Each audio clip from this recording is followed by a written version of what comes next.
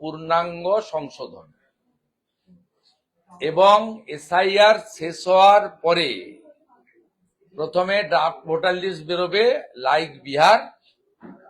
Claim অবজেকশনের জন্য 15 দিন বা 1 মাস থাকে, তারপরে একটা ফাইনাল ভোটার লিস্ট বেরোয়।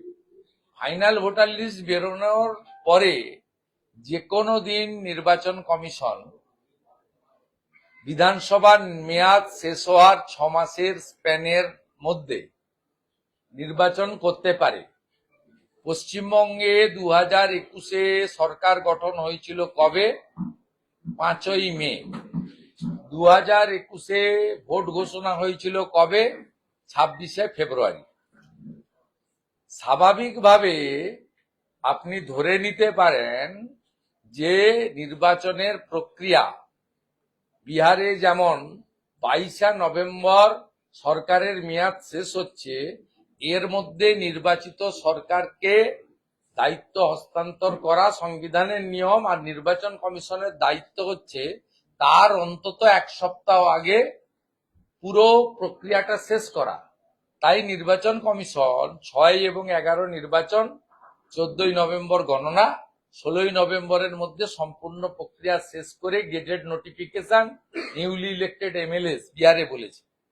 পশ্চিমবঙ্গের ক্ষেত্রেও 20-25 এপ্রিলের মধ্যে সমগ্র প্রক্রিয়া না শেষ করলে 5 তারিখ থেকে রাষ্ট্রপতি শাসন অটোমেটিক কোর্সে হয়ে যাবে, রাজ্যপালের হাতে শাসন ক্ষমতা চলে যাবে। তাই এখানে এসআইআর হওয়ার পরেই 3 মাস, 2 মাস, 6 মাস এসব কোনো গল্প নেই।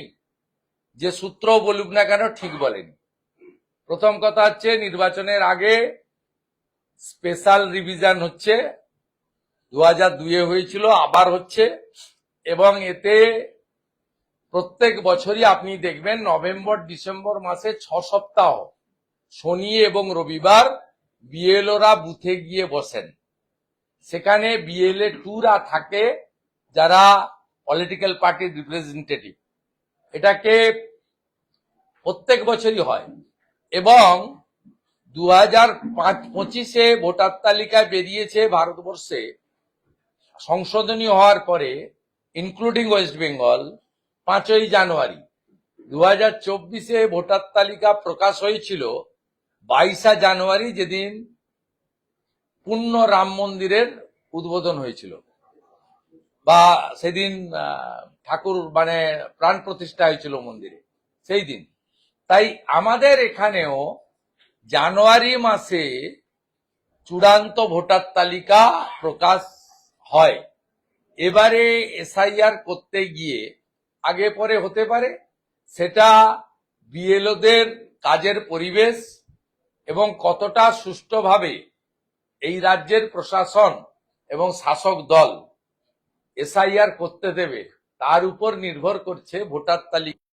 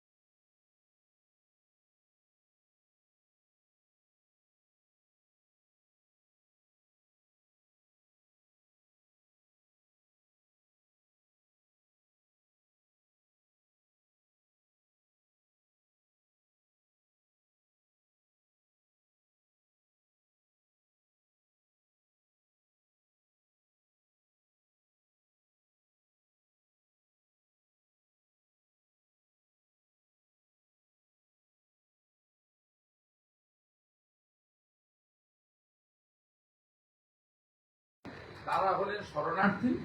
তারা সিএতে অ্যাপ্লাই করলে ড্রাফট ভোটার লিস্টে তাদের নাম থাকবে, এটাই হচ্ছে নিয়ম। সাথে সাথে আপনি যে কথা বলেছেন, রাজারহাট নিউ টাউনে 28% ভোটার বৃদ্ধি হয়েছে। ভারতবর্ষে যদি দেখেন ভোটার বৃদ্ধির হার 7%। পশ্চিমবঙ্গে 105টা বিধানসভায় এই হার 20 থেকে 30%। এবং এই এলাকাগুলোতে দ্রুত ডেমোগ্রাফি বদলেছে, হিন্দুদের সংখ্যা কমেছে, মুসলমানদের সংখ্যা বেড়েছে। এবং মূলত উত্তর 24 পরগনা, দক্ষিণ 24 পরগনা, নদিয়া, মুর্শিদাবাদ, মালদা, উত্তর দিনাজপুর, দক্ষিণ দিনাজপুর, কোচবিহার, জলপাইগুড়ি, এই জেলাগুলিতে এই ভোটার এবং আলিপুরদুয়ার অংশ ভোটার বৃদ্ধির সংখ্যাটা বেশি। অন্যান্য জায়গায় 8, 10, 12, 14 পর্যন্ত থাকলেও 105টা বিধানসভা, সেখানে মূলত বাংলাদেশ পার্শ্ববর্তী জেলাগুলিতে এই হার 20 থেকে 30%। রাজারহাট নিউ টাউনে 28%, 30% ডোমকলে, 27% জলঙ্গিতে। এইভাবে অসংখ্য যে তথ্য আমি অনেকবার দিয়েছি, আবার চাইলে দিতে পারি। উত্তরবঙ্গে বিপর্যয়ে যে সরকারি কর্মচারীরা কাজ করছেন তাদেরকে বিশেষভাবে সম্মানিত পুরস্কৃত করতে উদ্যোগ নিচ্ছে রাজ্য সরকার। দেখুন, এগুলো যেগুলো করছেন মুখ্যমন্ত্রী কিছুটা প্রচারের আলোতে থাকার জন্য, কিছুটা কার্নিভ্যালে এর জন্য যে ড্যামেজ হয়েছে সেটা রিপেয়ার করার জন্য। এই বলছি রাজ্যপাল শুভেন্দুদা, শুভেন্দুদা, এই যে শুভেন্দুদা, রাজ্যপাল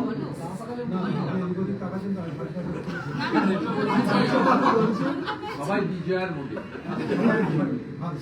বলছি রাজ্যপাল দুটো শব্দ ব্যবহার করলেন, ল অ্যান্ড অর্ডার স্ট্র্যাঙ্গুলেটেড এবং গুন্ডারা বিশেষ নীতিগত প্রেস বাইটের।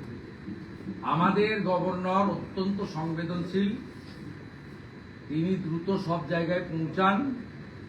পঞ্চায়েত নির্বাচনে ওয়ার রুম খুলেছিলেন, প্রায় 8000 মতো কমপ্লেন করেছেন, কিন্তু কমপ্লেনগুলো রাজীব সিনহাও পড়েনি, আর চিফ সেক্রেটারি ডিজিপিও ফেলে দিয়েছে। উনি ওনার লিমিটেশন, উনি তো এক্সিকিউটিভ না, তিনি কনস্টিটিউশনাল চিফ। তিনি জানেন যে অসুস্থ হয়ে পড়েন, মানে একদম গুরুতর। কেন? তিনি মালদার বৈষ্ণবনগরে হুলিয়ান শামশেরগঞ্জের যারা হিন্দুরা দেশের মধ্যেই বিতাড়িত হয়েছিল সেই ক্যাম্পে গেছিলেন, হরগোবিন্দ দাস, চন্দন দাসের বাড়িতে গেছিলেন, অসুস্থ হয়ে গেছিলেন।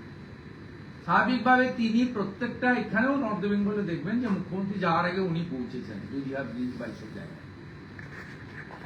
তা উনি ওনার কর্তব্য পালন করছেন। কিন্তু বাংলার লোক যা চাইছে সেটা আপনাদের মাধ্যমে মাননীয় রাজ্যপালকে আমি পৌঁছে দিতে চাই। বাংলার লোক চাইছে অ্যাকশন।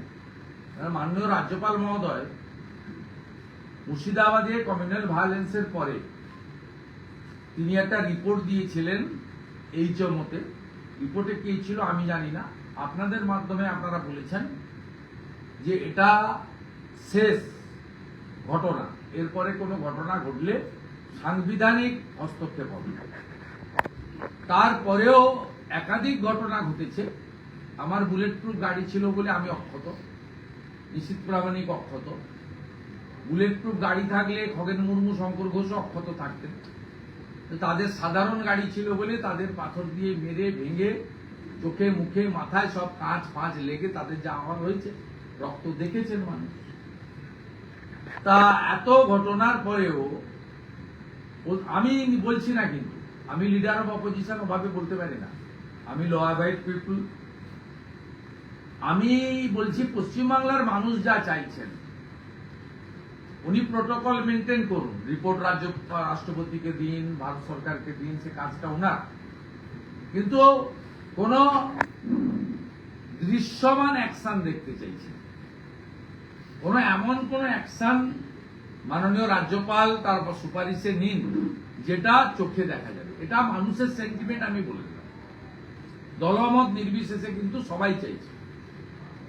ইভেন আমি বেশ কিছু জেলা লেভেলে টিএমসি লিডারদের পোস্ট দেখেছি খগেন মুর্মুর রক্ত দেখার পরে। মুর্শিদাবাদেও দু একজনের পোস্ট দেখছিলাম, তারা কন্ডেম করছেন, নিন্দা করছেন। আর সেই কারণে খুব মানে মানবিক মুখ্যমন্ত্রী নয়, এটা নির্মমতা।